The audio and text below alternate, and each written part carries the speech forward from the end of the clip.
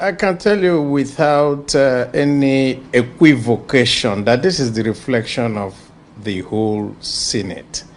We had a closed session and opinions were canvassed and positions were, enunciated to the fact that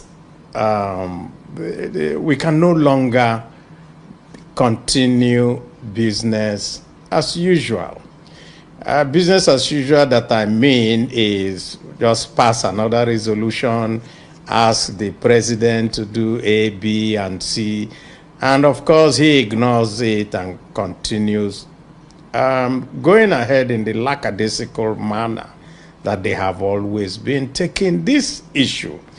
And so we were very, very firm in what we did. And that was why when the Senate president, contrary to what was agreed in the closed session, now pretended that we should just continue business as usual when we have this big problem in front of all of us. That was why when the minority leader tried to raise the issue and was shut down on mere procedural matters, we decided that the best thing was let the Nigerian public hear us and know exactly the feelings of all senators. Well, never mind that there were some senators who decided to sit there. That's okay. That's that's what they want to do. The reason being that, of course, some people will not want to say, oh, it is my party, let me not do something against my party. But our feeling and our intention today is to let the Nigerian public know that the Senate is not there for regime protection, to be able to say everything, it doesn't matter. There is a man who the buck stops on his table, and that is the President of the Federal Republic of Nigeria. Well, I can already imagine, distinguished Senator, if you'd allow me, many Nigerians were wondering why it has taken this long for the Senate to actually, rise up and cry out that this cannot continue. They did have to get to Abuja for the Senate to do something. But let us into what was discussed at the, at that executive session that you had. What are the details of that discussion? Well, I can't tell you what everybody said, but the sum total of what was said was the point that, number one, the Senate has taken so many measures, including doing 2 different security summits. The Senate has invited the security chiefs to brief. The Senate has met with the president. All the budgetary provisions that were put, including the extraordinary budgetary ones that was done 2 years ago for $1 billion, have been given to the security agencies. And actually last year, almost $1.98 trillion was given to security. And yet, security continues to deteriorate every day. And of course, because the security is going so bad, it goes pari passu with the economy. Nobody will have confidence in an economy where insecurity is so pervasive. And that is why you say the dollar is falling and everybody is so worried and all that. It has nothing else to do but to do with the insecurity in the land. So it's not because he has come here. It is because we're up to our neck. We're tired of talking and nothing seems to be done. And that is why we said, no more talk. Let us now move beyond that to action.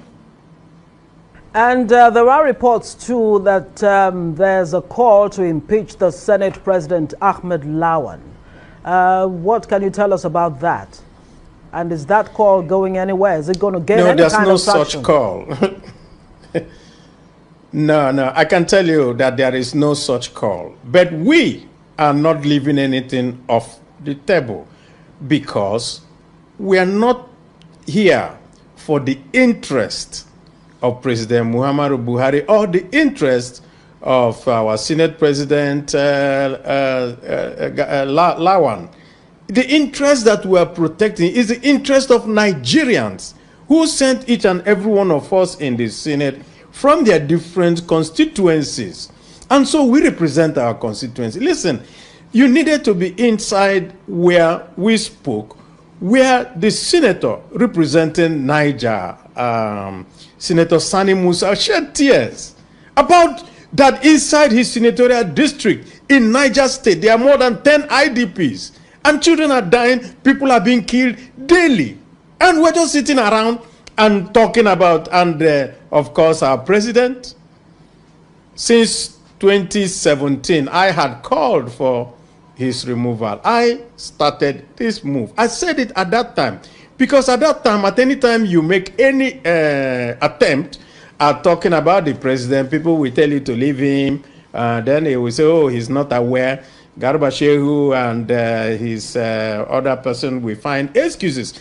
Now we have done excuses upon excuses upon excuses upon excuses, and we have come to the crunch where bandits will threaten the whole of Nigeria, because the president is symbol of Nigeria, and say we are going to kidnap you. How can this happen in this country? And this is the same country that we went to Liberia and everywhere else to impose order. And you tell us that it is because our military is not our military. The buck stops on someone's table. And if he's not prepared to do the job, then he should quit. That is our position.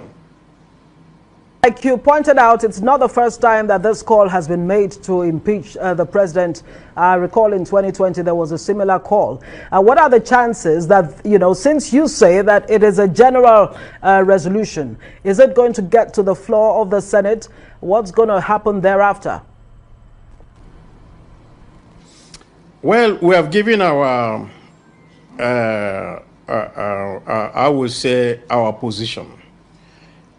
What we're going to do is that we're going to wait and see what it's going to do, and when that time comes, we will now come back to that floor and we will do the needful.